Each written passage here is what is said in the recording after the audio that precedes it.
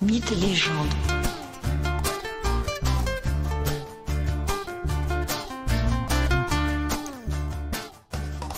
Bonjour à tous et bienvenue pour un nouvel épisode de Mythes et légendes. Aujourd'hui, après une pause un peu longue, je dois bien le reconnaître, je vous propose de poursuivre la découverte des travaux d'Hercule. Et pour ce faire, nous allons découvrir une peuplade mythique, s'il en est une peuplade dont la légende est aussi inquiétante que curieuse, une peuplade exclusivement composée de femmes guerrières. Je veux bien sûr vous parler des Amazones. Eurysthée, le roi de Mycène, a une fille, une certaine Admète. Or, celle-ci obtient tout ce qu'elle veut de son père. Il suffit qu'elle demande, et Eurysthée lui donne. Une sorte d'enfant roi, d'enfant tyran, modèle antique.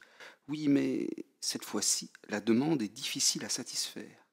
En effet, Admète exige de son père que celui-ci lui remette la ceinture d'or qu'Hippolytée, la reine des Amazones, porte. Eurysthée a beau aimer sa fille, l'objet est d'autant plus inaccessible que le peuple des Amazones vit loin de Mycène, en Bithynie, non loin de la mer Noire, à côté de l'actuelle Turquie. Pour rappel, Mycène est située dans le Péloponnèse, c'est-à-dire au sud de la Grèce. Oui, la Bithynie est éloignée. Le principal problème n'est cependant pas la distance, non. Le vrai problème est la puissance terrible et le caractère si belliqueux de la propriétaire. Hippolytée est une redoutable guerrière.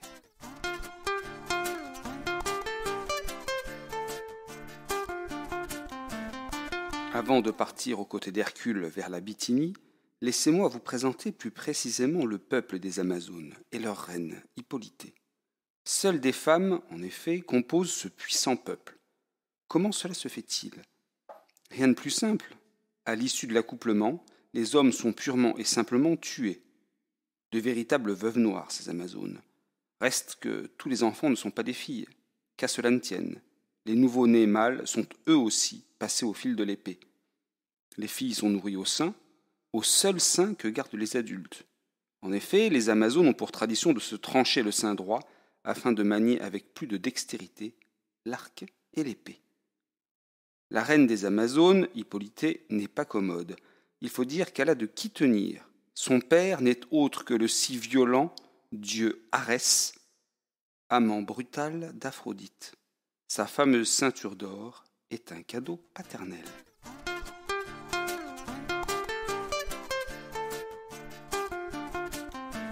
Pour aller prendre à Hippolytée sa ceinture, Hercule doit faire un long voyage. Il rassemble un petit groupe d'hommes courageux et volontaires pour l'accompagner. Parmi eux se trouve notamment le célèbre Thésée d'Athènes. Pendant son voyage, Hercule et sa troupe font halte sur l'île de Paros. Ici vivent notamment 4 fils de Minos, le roi de Crète.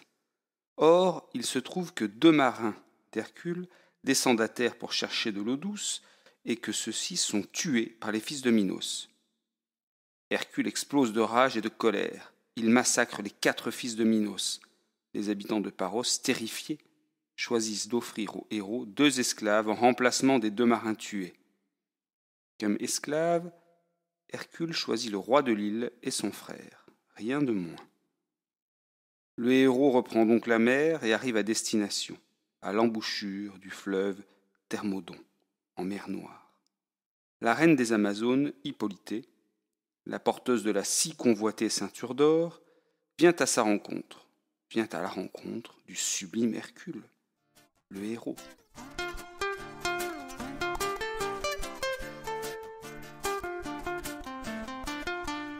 L'Amazone tombe alors littéralement follement amoureuse du bel Hercule et s'apprête ainsi à lui remettre sa ceinture d'or sans aucune violence, comme un cadeau, comme une preuve de son amour.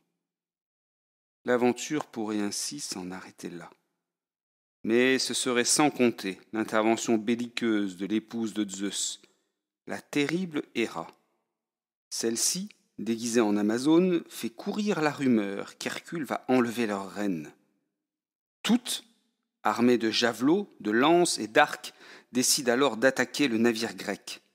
Les Amazones pénètrent dans les pièces où Hercule et Hippolytée sont en train de discuter. Elles lancent leurs javelots en direction du héros.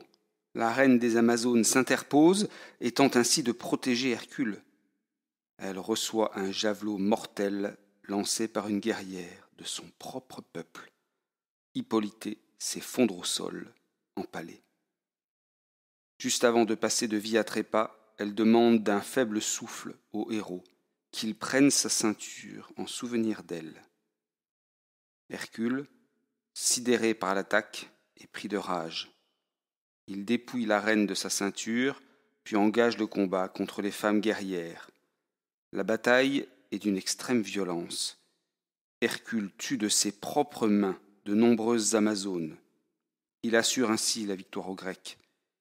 Il peut alors, en héros vainqueur, s'en retourner vers Mycène et offrir à Eurysthée la ceinture d'or de la reine des Amazones.